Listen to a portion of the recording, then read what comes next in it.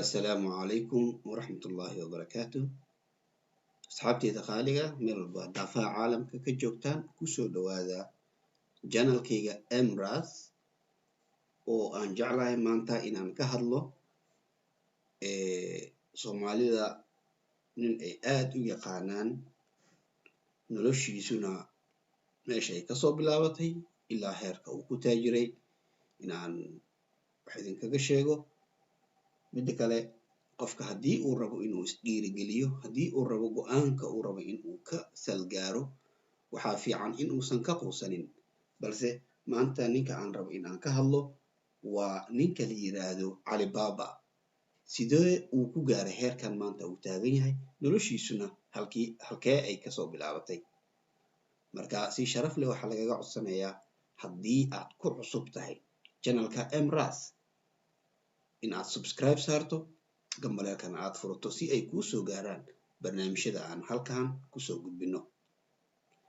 Haddii aan barnaamijkayga u guda galo, Jack Ma waa kuma? Halkuusa ku dhashay, halkeena uu kasoo jeedaa, siduu ku gaaray heerkan maanta uu joogo. Jack Ma waxa uu ku dhashay magaalada Honghu ee dalka Shiinaha sanadkii 1964. waxaa dhalay hooyo iyo aabe xirfad faneed lahaa oo aanan hanti badan dunida ka samayn. Jack Ma markii uu yaraa waxa uu aad u jeclaa inuu barto luqadda Englishka. Mar walba waxa uu ku dadaali jiray sidii uu ku baran lahaa luqaddaas. Inta uu waxbarashada aasaasiga ku jiray, markii uu dugsiga sare dhameeyay, waxa uu tagi jiray hotel u dhow halkii uu deganaa oo ay dunida dad badan ugu imaan jireen si uu heerka Ingiriiskiisa uu u koriyo ama u horumariyo. Markii dambe waxa uu bilaabay inuu hago dadka ajaanibta ah ee dalxiiska u imaan jiray magaalada Honghu. 10 mar ayay jaamacadda Harvard diiday codsigiisa.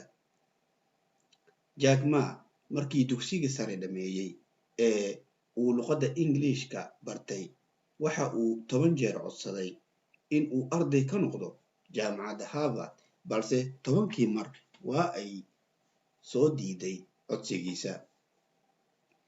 Markii ugu horeysay ee shirkadda KFC ay xarun ka furtay dalka Shiinaha, Jack Ma wuxuu ka mid ahaa 24 shaqsi oo codsaday. Asaga ayaa 23aad ku ahaa. 23 kale waa la qaabilay, halka asiga la diiday.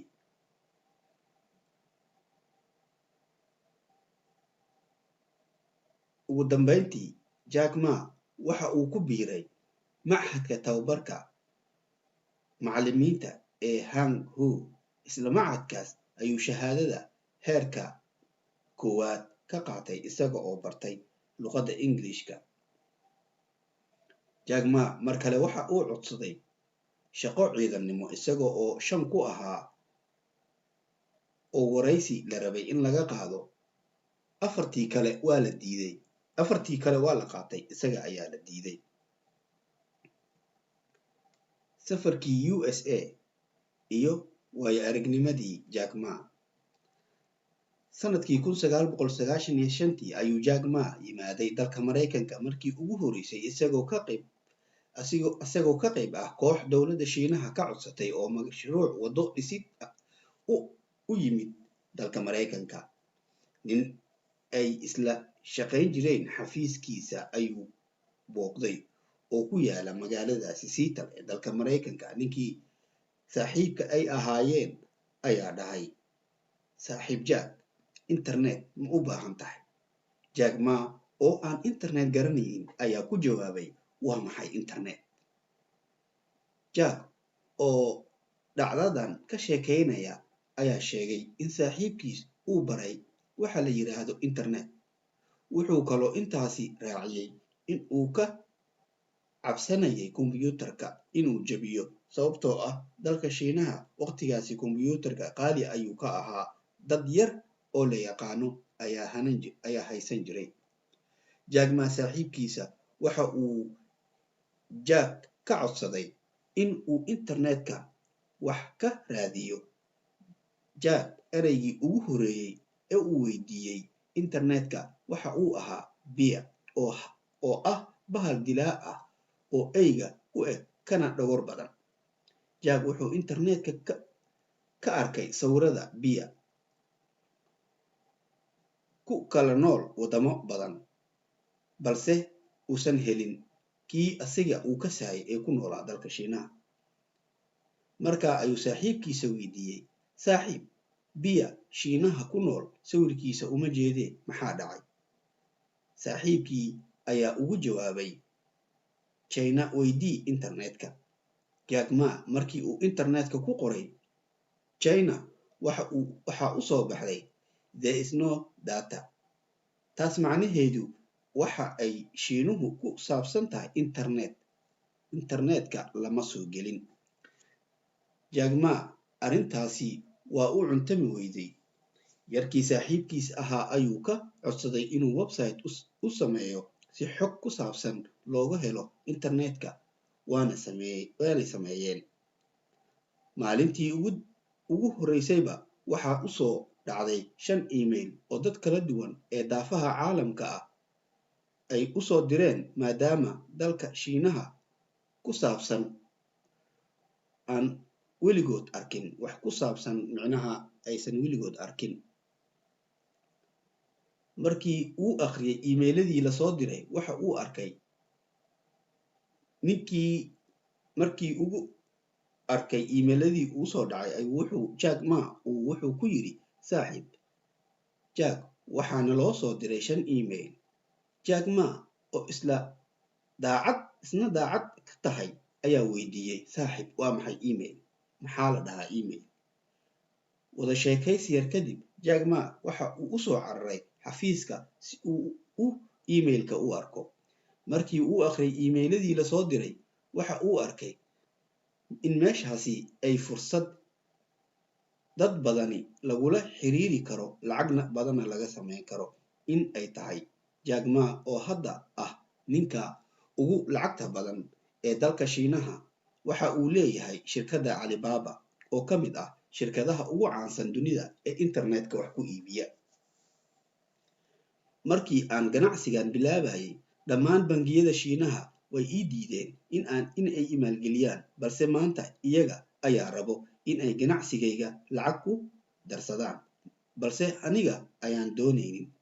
Waxaa sidaa yidhi Jack Ma.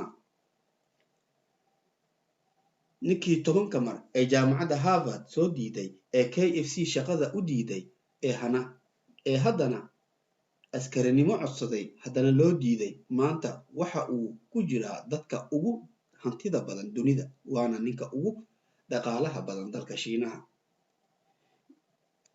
Jack Ma iyo biladihii uu abaalmarinta ku helay sanadkii 2004 telefishinka qaranka Shiinaha ayaa u aqoonsaday inuu ka mid yahay 10 hogaamiye ganacsiyeed ee sanadkaas. Sanadkii 2005 jaraa'idka Business Week ayaa u guddoonsiiyey abaalmarinta ganacsadaha sanadka. 2009 jaraa'idka Time Magazine ayaa ku soo daray liiska 100 qof ee ugu saamaynta badan dunida. Isla sanadkii 2009 Jack Ma waxa uu abaalmarinta shakhsiga sanadka ka helay telefishinka CCTV. Sanadkii 2014 shabakadda Forbes ayaa u aqoonsatay Jack Ma shakhsiga 30aad ee ugu saamaynta badan ganacsiga dunida. Sanadkii 2015 waxa uu ku guuleystay abaalmarinta hal-abuurka ganacsiga ee qaaradda Aasiya sanadka 2015. Asxaabta qaaliga waad u jeedaan meesha uu ka soo bilaabay iyo dhibaatooyinka oo u soo maray asigoona internet aqoonin ayuu maanta internetka caalamka waxa uu yahay ninka ganacsiyada u kala gudbiya.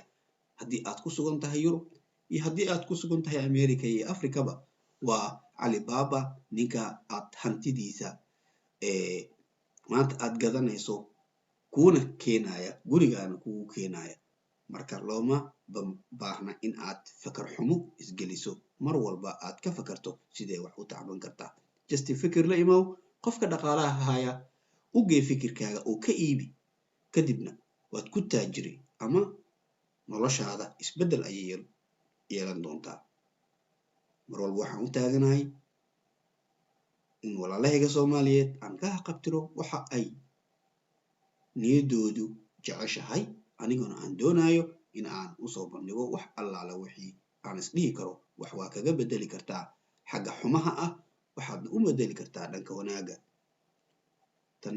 tan iyo intaan ku kulmi doono barnaamijkan barnaamijkaga waxaa idinkaga tegayaa sidaa iyo nabadino